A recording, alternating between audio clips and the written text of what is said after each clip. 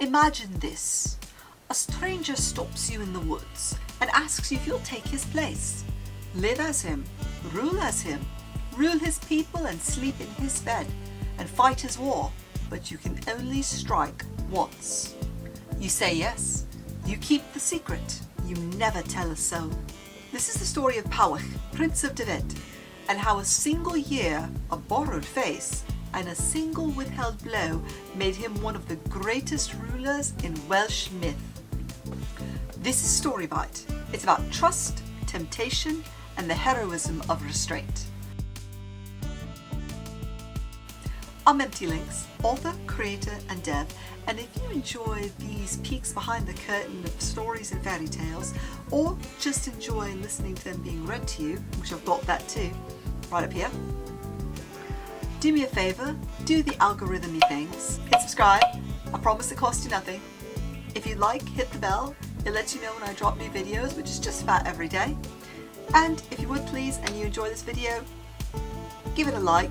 It lets the algorithm know that what I do, what I provide here has merit and is worthwhile to do, and it might bring you more of what I create. Alright, now back to the story. The Hounds of Fairy. Powell, Prince of Dyfed. One of the oldest Welsh fairy tales tells us about King Powell, King of Fairyland, and father of the numerous clan of the Powells. He was a mighty hunter. He could ride a horse, draw a bow, and speak the truth. He was always honoured by men and kept his faith and his promises to women. The children loved him, for he loved them. In the castle hall he could tell the best stories. No man, bard or warrior, footholder or commoner could excel him in gaining and keeping the attention of his hearers, even when they were sleepy and wanted to go to bed. One day, when out hunting in the woods, he noticed a pack of hounds running down a stag. He saw at once that they were not his own, for they were snow white in colour and had red ears. Being a young man, Powell did not know at this time of his life that red is a fairy colour, and these are all the dogs from Fairyland. So he drove off the red-eared hounds and was about to let loose his own pack on the stag when a horseman appeared on the scene. The stranger at once began to upbraid Powell for being impolite and asked why his hounds should not be allowed to hunt the deer. Powell spoke pleasantly in reply, making his proper excuses to the horseman. The two began to like each other and soon got acquainted and mutually enjoyed being companions. White hounds with red ears? Well, that's a fair calling card all over. In Welsh myth, these aren't just strange dogs. They're a signal. You've stepped off the path and into otherworld territory. Powell, a young, eager mortal, doesn't know that. He drives them off, not without malice, but with impatience. And that single moment, it changes everything. Because someone was watching, someone not of this world. A king makes an offer. It turned out that the stranger was Aron, a king in Fairyland. He had a rival named Hagen, who was beating him and his army in the war. So Aron asked Powell to help him against his enemy. He even made the request that 1 year from that time, Powell should meet Hagen in battle. He told him that one stroke of his sword would finish the enemy, but he must then sheathe his weapon and not on any account strike a second time. To make victory sure, the fairy king would exchange shapes with the mortal ruler, and each take not only the place, but each the shape and form of the other. Powell must go to Fairyland and govern the kingdom there, while Aron should take charge of the affairs at Dyfed. But Powell was warned again to smite down his enemy with a single stroke of his sword. If, in the heat of conflict and the joy of victory, Powell should forget and give a second blow to Hagen, he would immediately come to life and be as strong as ever. Powell heeded these words well, and then, putting on the shape of Aron, he went into Fairyland, and no one noticed or thought anything different from the days and years gone. By now, at night, a new and unexpected difficulty arose. Aron's beautiful wife was evidently not in the secret, for she greeted Powell as her own husband. This isn't a trickster. Aron is a fairy king with a problem.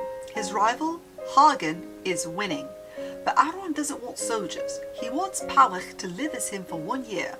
Face, voice, throne, wife, everything. And Powell agrees. But the price? He must kill Hagen with a single blow. If he strikes twice, Hagen rises again, stronger. This isn't a story about battle. It's a story about boundaries. Because the real test is not winning. It's knowing when to stop. A wife in the dark. After dinner, when the telling of stories in the banqueting hall was over, the time had come for them to retire. But the new bedfellow did not even kiss her or say good night, but turned his back to her and his face to the wall, and never moved until daylight.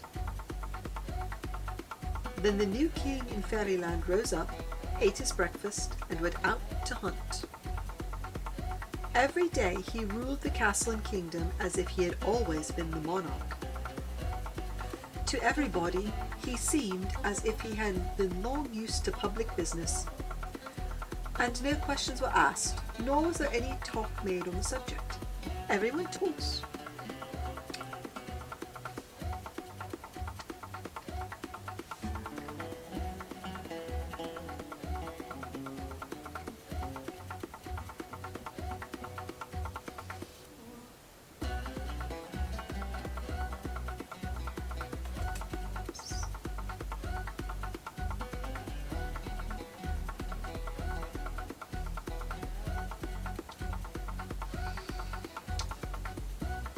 Everyone took things as a matter of course. Yet, however polite or gracious he might be to the Queen during the day, in the evening he spoke not a word and passed every night as the first. The 12 months soon sped along, and now the time for the battle in single combat between Powell and Hagen had fully come. The two warriors met in the middle of a river ford and backed their horses for a charge. Then they rushed furiously at the other. Powell's spear struck Hagen so hard that he was knocked out of the saddle and hurled the length of a lance over and beyond the crupper or tail strap of his horse. He fell mortally wounded and upon the ground. For 365 nights, Powell shares Aron's bed, but he never touches the Queen. He never kisses her, never even says good night. See, this is where fairy tale becomes psychological study, because Powell could have taken what wasn't his. No one would know. She wouldn't question it. But he doesn't. And in that restraint, we see his true shape.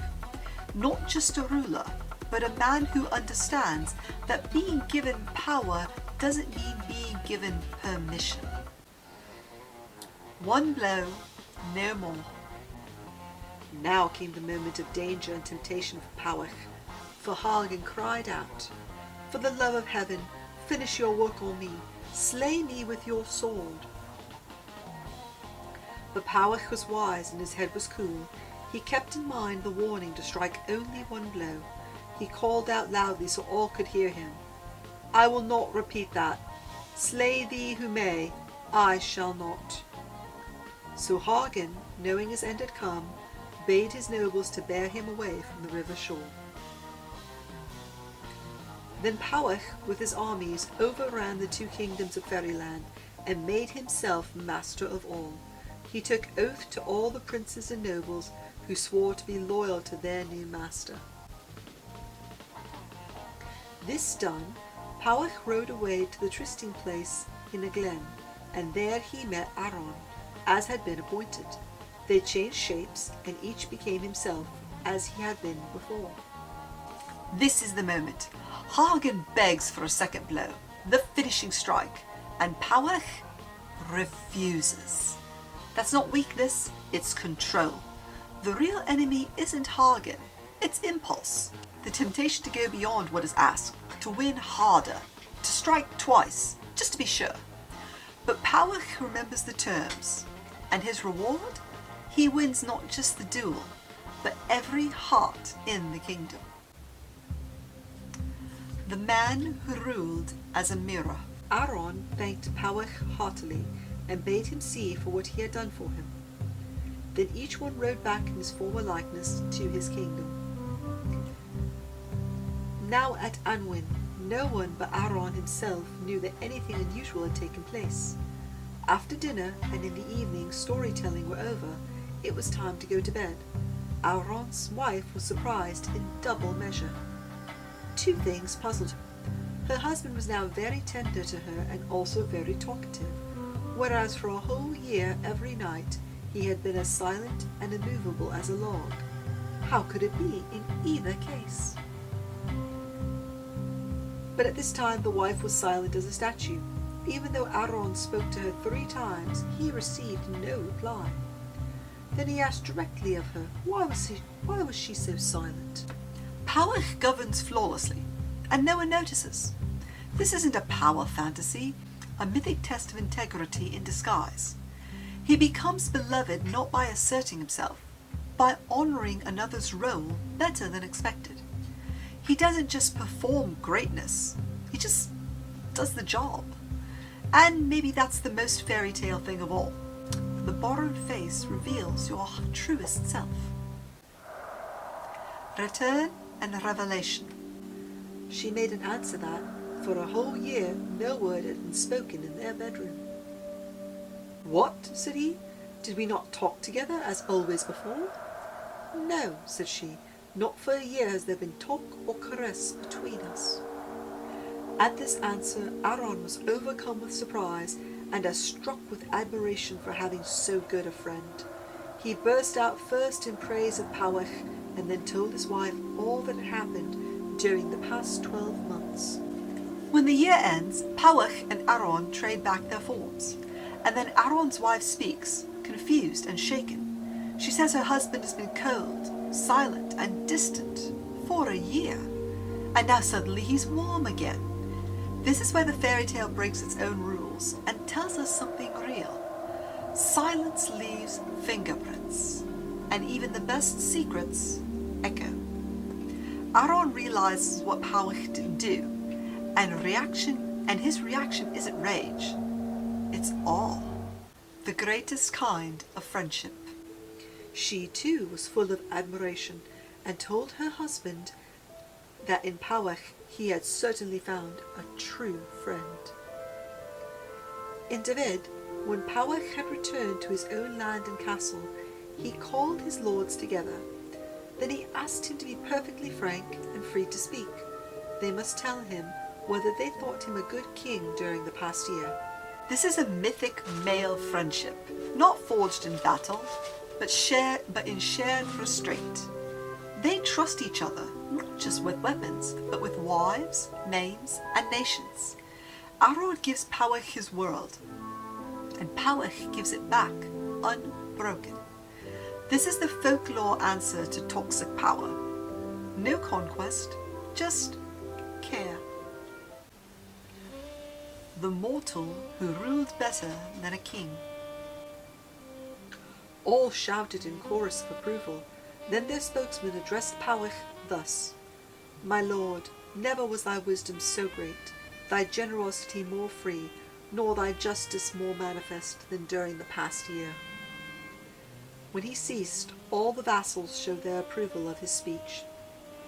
Then Powell, smiling, told the story of his adventures in exchanging his form and tasks, at the end of which the spokesman, taking his cue from the happy faces of all his fellow vassals, made reply: Of a truth, Lord, we pray thee, do thou give thanks to heaven, and thou hast formed such a fellowship. Please continue to us in the form of the kingdom and rule that we have enjoyed for a years past. Thereupon King Powell took oath, kissing the hilt of his sword, and called on heaven to witness this promise that he would do as they desired. So the two kings confirmed the friendship each had made, and each sent the other rich gifts of jewels, horses, and hounds. Back in his own kingdom, Powell calls his lords and asks, How was I this past year? They tell him he's wiser, kinder, and more just than ever before, and that's when Powell tells them the truth. This is one of the most beautiful full circle moments in fairy lore. His people didn't just love him because he ruled. They loved him because he'd grown by ruling as someone else. A new title. In memory of so wonderful and happy a union of a mortal and a fairy, Powell was thereafter, in addition to all his titles, saluted as Lord of Unwin, which is only another name for the land of the fairy. The end. Aaron doesn't just say thank you. He renames Powell Lord of Unwin, the other world. It's not a marriage, not an inheritance. It's a mythic coronation of character. He didn't gain a kingdom by war. He earned a name by restraint. And in myth, names are everything. What this story teaches us. Powell didn't seduce, he didn't conquer, and he didn't flinch. He ruled gently and touched nothing that wasn't his. And he let his actions speak when no one was watching. In a world obsessed with proof, Powell is the proof that the truest loyalty is quiet. The strongest power is restraint. This has been Storybite, and I'm MT Lynx. And if you've ever walked away when you could have stayed, if you've ever held back because you knew you should, you're already part of this myth. And now you know. I'll see you in the next video. This one right here.